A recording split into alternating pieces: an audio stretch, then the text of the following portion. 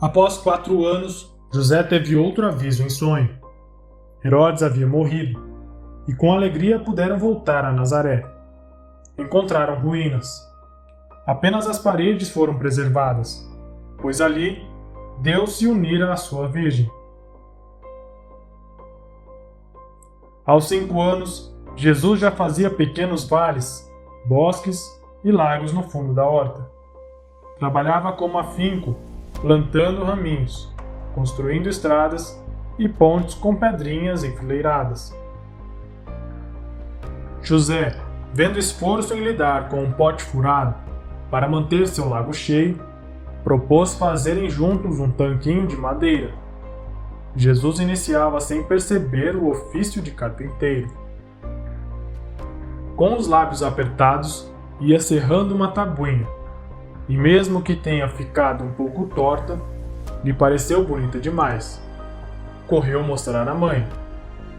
Meu próximo trabalho vai ser um banquinho para a tua cozinha, mãe. Nunca se esqueceu daquela oficina fumacenta e do sorriso da mãe, capaz de transformar o lugar em lodo, só para torná-los felizes. Quando pôde manejar sozinho as ferramentas, tornou-se hábil operário. Valia-se do amor à mãe para lhe fazer pequenos utensílios, o que o fez crescer na arte do ofício. Jesus gostava de encenar peças de teatro sobre temas do Antigo Testamento, com os primos Tiago e Judas, filhos do tio Alfeu, irmão de José. O alegre menino, acostumado a ouvir as escrituras desde bebê, decorava com facilidade os cânticos e salmos.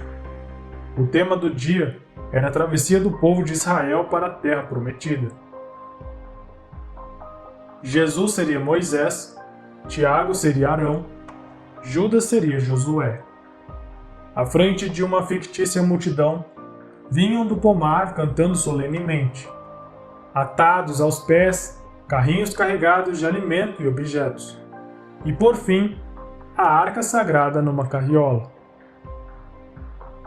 Moisés recordou ao povo as leis de Deus e nomeou Josué seu sucessor. Numa folha de figueira fingiu escrever uma oração e leu como se tivesse algo escrito. Despediu-se dos amigos. Depois estendeu-se na grama e morreu. Maria, que da porta da cozinha assistia à encenação, ao vê-lo caído, gritou: Jesus, Jesus, levanta, meu filho. Mamãe não quer te ver morto. Jesus entendeu. Os tios Alfeu e Maria vieram de Caná com um carneirinho de presente. Jesus, com cara de surpresa, para alegrar José, soltou um sonoro "ou". Depois, com pena do filhote longe da mãe, colocou-o nos ombros e foi-lhe dar água. A conversa foi sobre os estudos que iriam começar. Maria foi taxativa. Jesus não irá à escola. O susto foi enorme. Como? Seria o único de Israel, exclamou Alfeu. José saiu em sua defesa. Maria foi educada no templo. E não sou nenhum covarde. Sei dar bons exemplos. Fica certo, irmão, que Jesus crescerá reto e forte no corpo e no espírito. Não fará feio na família. Maria de Alfeu, afinal, acabou pedindo que Maria ensinasse também os seus filhos. E assim, Maria tornou-se a mestra inigualável de Judas, Tiago e João. Eis porque se amavam como irmãos.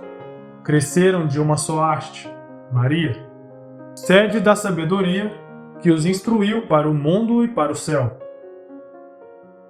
O que achas de estudarem juntos? Indagou a tia.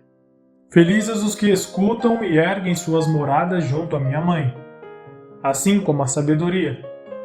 Feliz quem é amigo dela e a ama. Serei feliz se todos a amarem. Jesus crescia e se tornava um belo rapazinho, alto e de porte nobre, como sua avó. Aos 12 anos, mais parecia o irmão de Maria. Seu olhar, ainda de menino, era brilhante, doce e expressivo.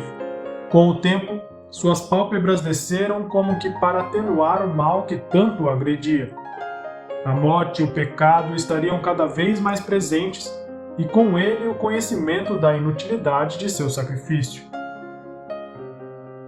Chegou a hora de se apresentar aos mestres do templo. Esbanjando segurança e sabedoria, Jesus despertou a atenção dos mestres e demais participantes. Tinha firmeza no olhar, sem arrogância e sem medo algum. Sabes ler, Nazareno? Não só palavras escritas, como as contidas nas próprias palavras. Entende o significado oculto das aparências, como a pérola numa concha fechada. Com desdém, mandaram que lesse 3 rolos das Escrituras. Após algumas frases, lhe tiraram. Agora continue de cor. Jesus continuou como se estivesse lendo. O jovem Jesus era repleto de sabedoria. Concluíram que deveria ser encaminhado a Galiel e Hiliel, os maiores mestres daquela época. Mas Jesus não precisava de mestre. O Espírito de Deus estava nele. Encerraram o exame. Foram então lhe cortar o cabelo e orná-lo com os aparatos típicos. Cordões na cintura e nos braços. E no manto, presas por um broche, várias fitas coloridas. Sua maioridade estava decretada. José louvou a Deus por aquele aguardado momento. Depois foi comprar o cordeiro para a oferenda. Maria beijou-o comovida. Seu pequeno Jesus se tornara filho da lei. Com 12 anos, já era responsável por todos os seus atos. Na volta a Nazaré, quando os homens se uniram às mulheres, Maria percebeu que Jesus não estava com José. Sua dor foi visível. Não sentia mais cansaço nem fome. Voltou a Jerusalém tarde da noite, indagando a todos se haviam visto seu menino. Um dia inteiro para retornar e outros de intensas buscas. 3 longos dias de agonia. Maria percorreu pátios e vestíbulos sem se cansar. Até o balido dos carneirinhos lhe parecia o choro de seu menino. Desta vez a Virgem da Prudência foi vencida pela angústia. E afinal, já exausta, encontrou-o ensinando entre os mestres e doutores. Correu até ele. Por que nos fizeste isso, filho?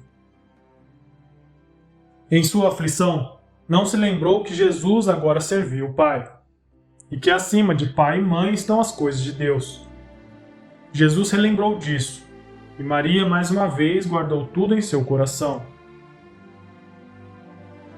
O sol voltou a brilhar ao pegá-lo pelas mãos obedientes e voltaram para casa. Muitas alegrias e prantos se alternariam em seu coração de mãe, mas nunca mais perguntaria por quê. Próximo capítulo: Adeus, minha mãe.